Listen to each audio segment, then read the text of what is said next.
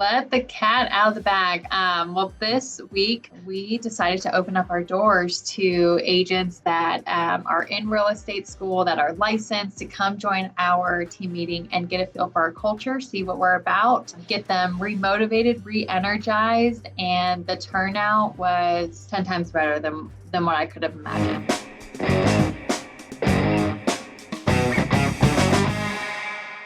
Welcome back to another episode of All or Nothing in Real Estate. I'm your host, Matt Smith, the founder of All or Nothing in Real Estate. As a reminder, this podcast is a movement to give back to this amazing industry that has given so much to me and my family. Guys, today, usually I say we have a very special episode with a special guest. I can't say that today. We couldn't find a good guest, so we got stuck with Lauren Pimentel. She's back again. Welcome to the show. Yes, let's go. Just kidding. Lauren, we all love you. Glad you could make it back to the show. Lauren's a regular. She's actually the director of sales for our real estate organization. And so her and I are just going to chit chat today and share some stuff that's happened recently in our organization. And at least we hope they find value, maybe a laugh or two. Who knows? Oh yeah, for sure. They won't find value, they'll at least find a laugh. So That's a pretty big promise. We'll see. yeah, let's kick it off. I'm excited to go over some awesome things that have been happening in our organization lately. Yeah, so go ahead. Let the cat out of the bag. What's been happening? Let the cat out of the bag. Well, this week we decided to open up our doors to agents that are in real estate school, that are licensed to come join our team meeting and get a feel for our culture, see what we're about, get them remotivated, re-energized, and the turnout was 10 times better than what I could have imagined. It's amazing.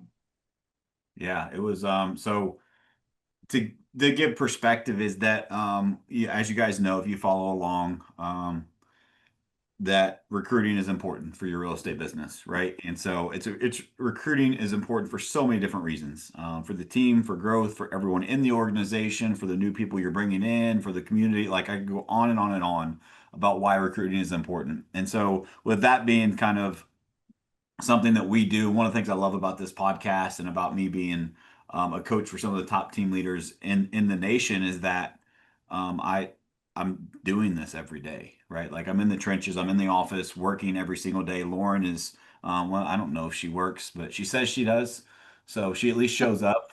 No, just kidding. Lauren works really, really hard, and our organization is extremely committed and dedicated to what we do. And so we just wanted to kind of share some things that we are doing that is working right now. And so what we did was we decided, hey, recruiting's been a topic for a long time, and we talk about culture a lot. And we talk about one of the principles I coach and teach is that the principle of recruiting is to give an experience of what it will be like when they join before they join. Give an experience of what it'll be like when they join before they join. And so what better way if we're going to say we're culture over sales, bring them into our team meeting before they join our organization and let them experience who we are. And so that's what we did. We opened up the doors. We invited a few people that we had job offers out to that were planning on joining us or considering joining us. And we had, I believe, 11 people show up. Is that right, Lauren? Yeah, 11. 11 people show up, and it was a pretty cool experience. It was pretty surreal for me. Lauren, I know, had some great takeaways from it. I reached out to every single person that showed up. They all were blown away by the meeting.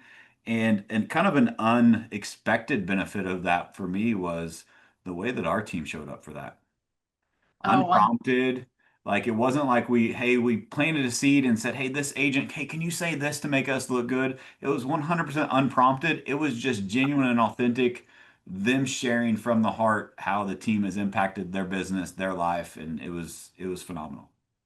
Yeah, I know. A couple of the agents came out to me afterwards. They're like, "Oh my gosh, this meeting was phenomenal. So many great takeaways. We love the culture. We love the bombs that Matt dropped." And they're like, "He was so awesome to listen to." And I'm like, "Oh, good. Thank goodness his acting classes have paid off. I'm glad you guys found it." And because I always show a lot of people think that, I think a stereotype in our world right now is that places will have a fake good culture. Yeah. And what I loved about our team meeting was how authentic, how excited, how happy people were. We didn't have to ask anyone, hey, can you pretend just for this one day? Kind of like what you do with your kids. Like, please just fake this nice family photo. We didn't have to do that with our team members.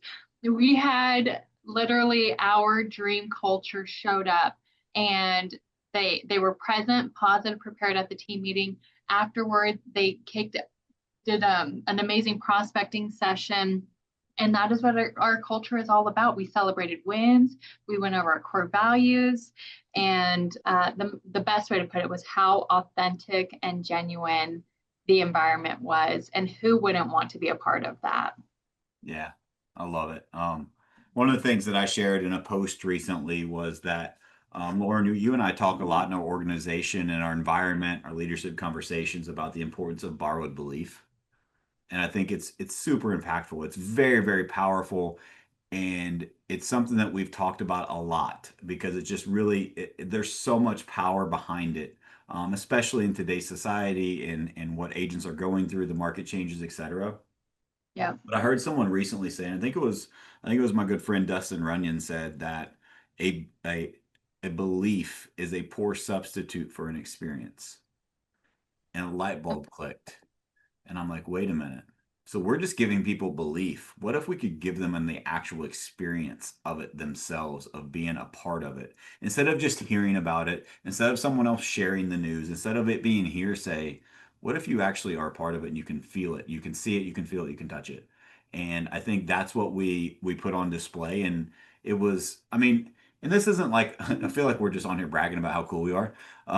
But it was really that impactful, and it wasn't just Lauren and I's takeaway. It was everyone was there. The new people, the people who have been with us since day one, the people that joined us last year, the people that joined us last month. Like everyone had this feeling in our organization because it's whenever you can give that experience of a great culture, like that's very rare to actually have. It's easy to say, it's a buzzword people talk about.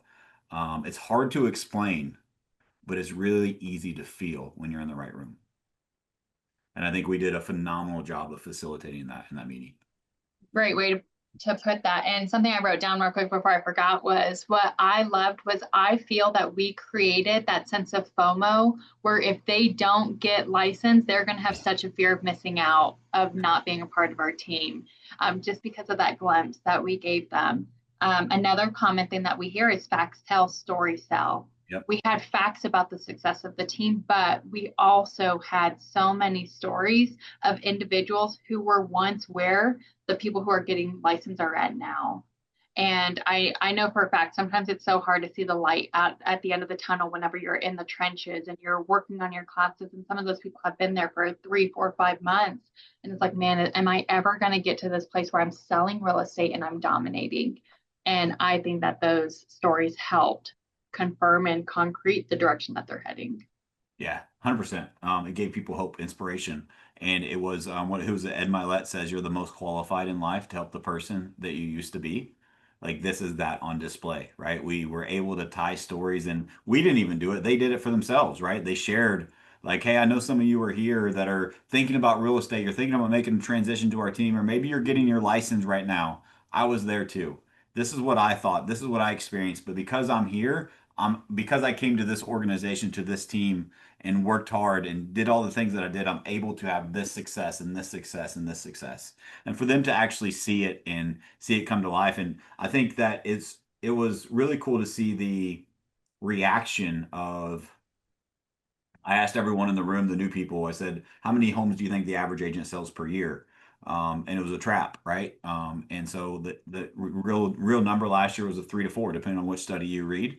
And then we pulled up our pendings of what our agents have, and they saw the numbers and they were blown away, right? We have multiple agents with 10 plus. We have several with 8 plus, several with 6 plus that are pendings right now, active under contract. Like Yep. that's and it was just like, wait a minute, this environment's different. It's not just number one, these are actual genuine people that care about each other. You can tell that, you can feel that when you're in the room, but they don't just talk about production either. They are production. Like they do, this is a successful environment that also cares for each other. Yeah, to me, it's like I couldn't think of a better way to portray all aspects of how to help them visualize what their life is going to look like Yeah. once they get done with the licensing process and with boot camp. And to see so many others have and achieve high success on our team was really exciting and rewarding. And I know some of the people in there, they're already licensed, they've been at other brokerages. So for them to have the thought of, hey, not all teams, not all brokerages are the same, there is something better out there, speaks for itself. And I think really helps, again, just with their transition from one brokerage to another. Yeah, and I'm glad you mentioned that because something you said earlier that I understood, but our listeners may not, is a lot of our recruiting in our business, which is why we've developed recruiting funnels that we actually build for other teams to help with recruiting lead generation, is that we create real estate agents. Just because of our marketplace and we have success with new real estate agents, so we don't have to get rid of their bad habits. And if you're listening right now and you're in real estate, yes, you have bad habits. It's okay. We all do. I do too. And so, but that it's what we've just found a massive success with that. And so, anyway, that's when Lauren said, "Hey, they're getting licensed." That's where a lot of them were, but some of them also were, "Hey, I'm already licensed, and either I'm looking for something different, or I'm just kind of curious about what you guys have to offer." And for them to actually experience that and see it is, it was just, I don't know. I don't know how to explain it other than here's the best way I can explain it. Someone came up to me afterwards, one of the new people and said, "Hey, I just wanted you to know, I can't believe I'm saying this publicly. I wanted you to know that I met with Lauren before this and she's phenomenal. And so I just wanted you to know that she's great. And second, thank you for the invite here. I remember Lauren told me that I should probably interview with other agents or other companies just to make sure that I'm making the right decision."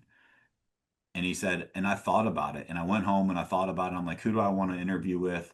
And he said, after today, seeing this, he's like, I appreciate her sharing that, but this is where I'm meant to be. I know this is where I need to be. And so there's a couple lessons in there I wanted to share, but I just wanted to share that story of like, that's the, if you're listening to this, like, I want you to think, how can you apply this to your business?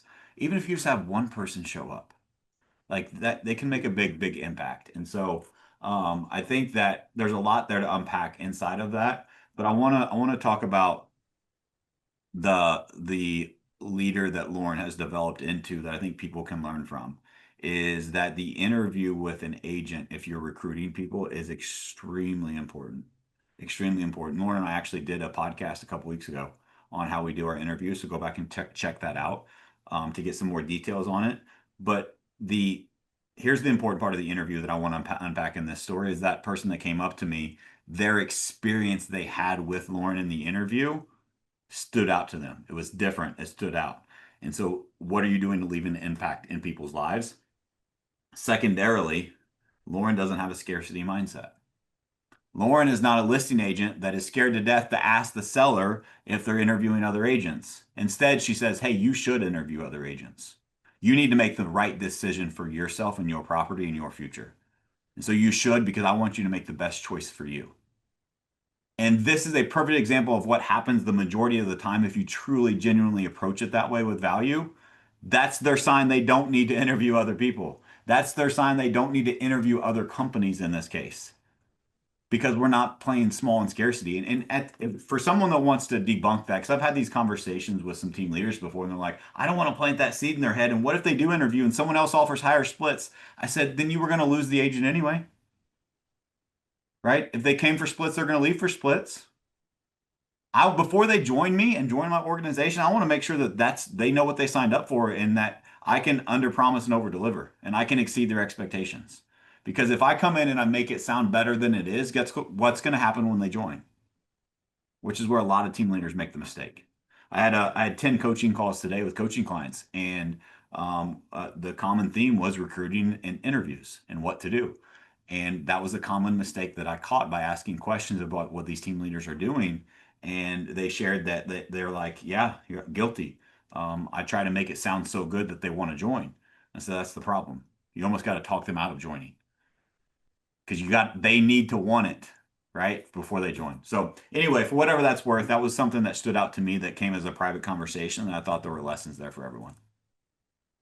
Yeah, and as far as going back, when I'm doing the interviews, I always go back to my personal experience and the mistakes that I made as a new agent. And I wish I would have interviewed other companies because not all teams are created equal. And in every single interview, I tell people, hey, if you are looking for a higher commission split, you can 1000% go find another team that offers a higher commission split than us. But what I know for a fact is that our agents have a higher income year after year than any other team in the area. And when you're interviewing those companies, ask them, hey, what does the year average agent make on the team? Because commission does not always equal value. Yep. And there's one thing that I, without a doubt, know for a fact is that our team is here to provide every single agent value. That's something I learned from you and I share with people is I know that I can lay my head down at night and know that we are without a doubt hands down the best real estate team for any agent to come join. And the grass is green where you water it.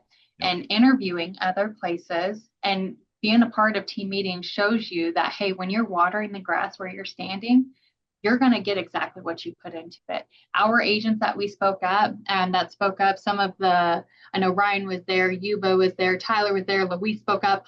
All of those people are their grass is really green because they're watering it. They're doing it consistently. They're showing up. They're following our proven processes. They're surrounded by the right team, the right improvement. Another thing that I go over interviews is a lot of people say if you're a real estate agent, you can't make team on a money or you can't make money on a team. And I tell them that can't be further from the truth. You can't make money if you're a part of the wrong team in real Yeah. estate. And I would also say that go look at what the average real estate agent not on a team makes per year. Go look, right? It's they're out of the business. They make nothing, right? Because there is no opportunity. And so yeah, so there's a lot there. I want to go back to the meeting, Lauren, and I want what were some of your takeaways, or what did you hear from others? What are some other things that maybe we can share that can inspire others to do something similar in their organization? Two of the things that I really loved was hitting on our core values. And again, a lot of companies have core values, but they don't live them, they don't breathe them, they don't speak them, they don't go over how people are showing up, living out their core values every single day. So I love that we made that such a big part of our meeting. And the second thing was the recognition that agents got. And I think that the newbies I'd be willing to bet that the majority of them could reflect on their past jobs and realize that, hey, they're not being recognized where they are. And the fact that we celebrate our wins, no matter how small, no matter how big, we recognize our people who are on our team. And I think that that's a feeling that we give people that is very uncommon in the industry. I love it. And I think too, a lot of team leaders struggle to recognize their agents because they're going to think, well, if I tell everyone how amazing my agent is, other people are going to recruit them. And Yeah. it's just like it's the backwards way to think, right? And not only that, but a lot of team leaders are competing with their agents too. And I Oh, think that's another thing that separates us is that no one's in competition with Matt. With our team, you're in competition with yourself. unless we're on a water slide at the water park on our family fun day, then it's on. Yes. And in that case, I'm whooping you. You Anyhow, beat me next one back time. to How many times did I win? it had to have been at least two or three times I beat you. I'll ask Jonathan for the footage. Anywho, back to the team meeting. We don't, our agents don't compete with the team lead. And so I think it's amazing that they're in competition with themselves and how they choose to show up every single day. And they also get to see the friendly competition that we have within Yeah, our environment, not the cutthroat, not the toxic competition that you commonly see around sales organizations. It is a very healthy competition that helps people just level up in life and who doesn't want to win, who doesn't want to be better. I love it. And it reminds me of like something that I've learned in the rooms that I'm privileged to be a part of at these events and things that I speak at. And just I've learned a lot by just putting myself in those rooms. And one of the common themes that I've gathered that I feel like we have brought back and applied in our organization is collaboration over competition. Like we're going to compete, like we're competitors because we want to win because we're winners, right? But we're going Yeah. to collaborate first. And I think that so many people think that for me to win, that means you have to lose. And that's just not how we think, right? Like, why don't we just all win together? I want Lauren to do phenomenal. I just want to do a little bit better. And I just want to do it better than him. Yeah. And that's why we continue to level up, right? Is we continue to Constant push each other. cycle. Yeah. Unless it's a water slide, then Matt dominates. But that's another story. Yeah. We'll have to look at the footage. By the way, I did see that someone posted a video, that one video of us on the water slide, and it was the one that you won on. I'm like, Yeah. really? Of all the ones, that's the one we're gonna post? Are you serious? Yes, I'm gonna text AJ, tell him thank you. I had to pay him to do that one. Yeah, I love it. I love it. Lauren, there's a lot more that we could unpack. I really, so I'm trying to think of if I was our listener right now, what would I want to learn from this experience? And I think one of the things that may be beneficial is what did we do? What was the process that we implemented to get people in the room? How did we get them curious? How did we get them interested? How did we invite them? What did that process look like? Well, one, I think that we have a structured team meeting that is worth inviting people to. So one, make sure your meeting is actually something that is one of value and that doesn't need to just be an email. So that's something that just starting off with that, and two, getting people there. One, a personal call. Hey, we would really, really like if you could come to our team meeting next week so that you, again, we're making it, hey, what's in it for you to attend this? So you can get an idea of the culture, so you can get an idea of what it's going to be like when you join our team, because we know it's going to be happening soon. I want to highlight that. That's so good. That's such a great point. And that goes on the principle that we talk about a lot in our organization is the WIFM, right? What's in it for me? So many people in that and we do it unintentionally. Some people do it out of ego, but you guys are not fans of me anyway, so I know it's not you guys that are listening. But so you do it unintentionally, but how many times have you went and you had a conversation on something like this and all you do is talk about you, yourself, and you, like it's just me, myself, and I. It's all I talk about. How good I am, and come see what we do, and come see how we do this, and come see how we can help you do this. Instead of if you come here, I really think the experience that you will have an impact on your life and your future forever. And I just wanted to invite you to that. It's not about us, it's about them and how it'll impact them. And as soon as you make that change in your language and your dialogue, you will start connecting with them at a much higher level because that is ultimately what all those features and benefits that you have that you should be proud of. What they ultimately exist to do is what's in it for them anyway. So get used to figuring out what that is that solves or that provides or opportunities it creates and talk in that language when you're talking with recruits and when you're inviting them to things and when you're talking with your current roster of agents. Like that's what really matters. It's not features and benefits, it's the results that the features, benefits, environment can provide for their life. And where you could go wrong with that is I could have easily said, hey, remember how in the interview I said that one thing that makes our team unique is that we are a culture first team? Why don't you come to this meeting to see if you're a good fit? Why Yeah. don't you see if you're a good fit for us? Wrong way to do it.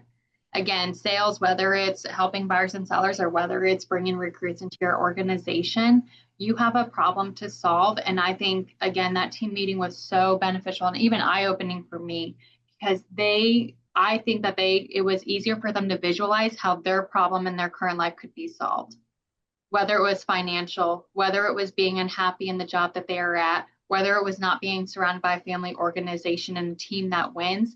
All of their problems were solved the moment that they got into that environment, but it wouldn't have happened unless they attended that and we made it, hey, here's why it's beneficial to you to come join us. I love it. Love it, love it, love it. What other advice would you have to someone that's listening and it's like, man, this sounds really cool. How do I do it? Where would you tell them to start?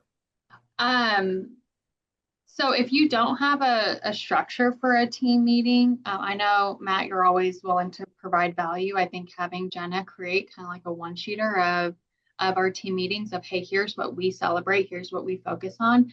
But a key part of that is facilitating the room to have the conversation, not just one person talking the entire time. And again, another huge takeaway is that myself, Jenna, you, did not do all of the talking. If you combine us three, the leaders in that room that lead the organization, if you combine how much we talked in that meeting, it's less than 10% of the entire thing. Maybe 20. But you get my like 80% plus of the meeting was other people sharing. And again, it was because we facilitated. And it wasn't a meeting where you just sit down, shut up, and listen, and we'll tell you what to do. This is our meeting. This is our culture. Let's talk about our wins. What's on your mind? What's working well for you? What does this core value mean to you?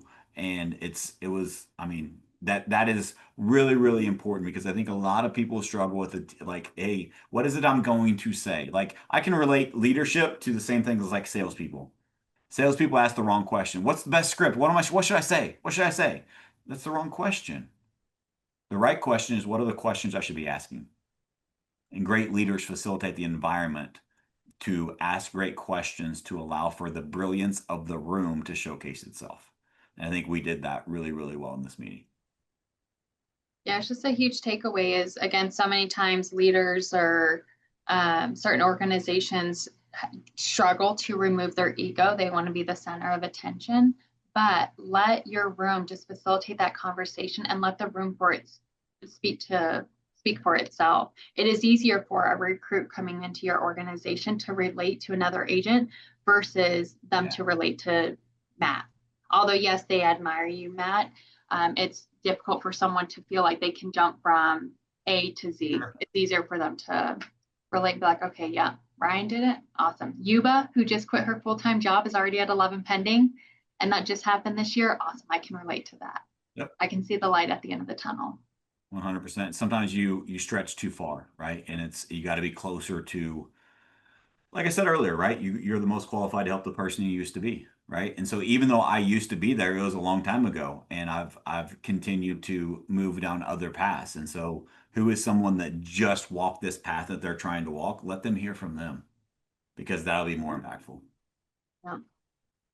Really, And really at the good same stuff. time, too, like with the interviews and with the team meeting, it allows and creates that environment for people to dream big. We never tell someone that their dream is too little. We never say like, oh, that's where you want to be Mount one day. You can't think like that. We don't allow that. If you want to dream, like you said, if you want to land on the moon, do it. Think it. We're not here to say that we're not here to limit your beliefs.